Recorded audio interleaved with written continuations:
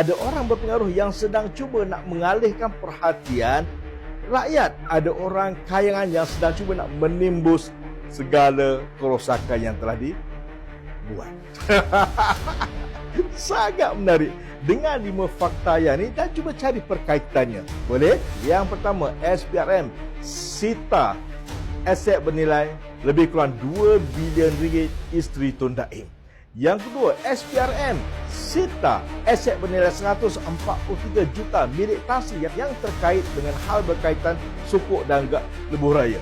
Dah boleh nampak dah? Yang ketiga, tiba-tiba dikeluarkan kenyataan berkaitan tentang pengampunan Datuk Seri Anwar Ibrahim tidak sah kerana tidak ada lembaga pengampunan. Dan hebatnya netizen kita ni, hebatnya rakyat kita ni yang cerdik akal keluarkan kembali segala cerita, data dan video yang menunjukkan bahawasanya Tun Mahathir ada dalam lembaga pengampunan. Nampak?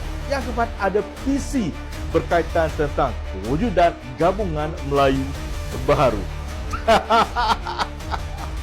Kononnya untuk menyelamatkan Melayu, tuan-tuan, puan-puan, dah berapa banyak gabungan diwujudkan sebelum pada ini. Hasilnya apa? Politik semata-mata, retorik semata-mata. Nampak? Dan jangan lupa, Tun Mahathir ini juga berada dalam banyak parti. Daripada UMNO-nya, daripada Bersatunya, daripada Pejuangnya, dan juga terkait dengan gabungan-gabungan yang ada.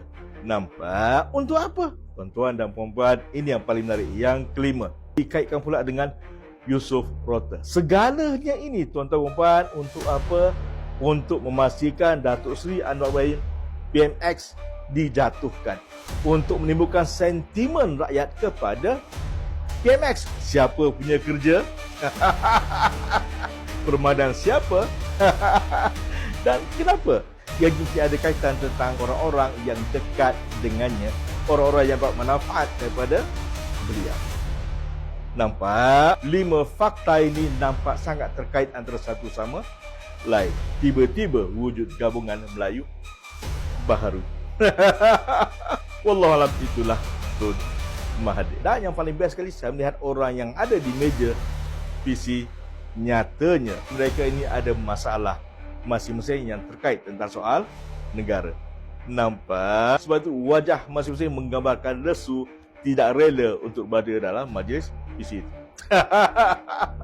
Wallahualam. Assalamualaikum warahmatullahi wabarakatuh.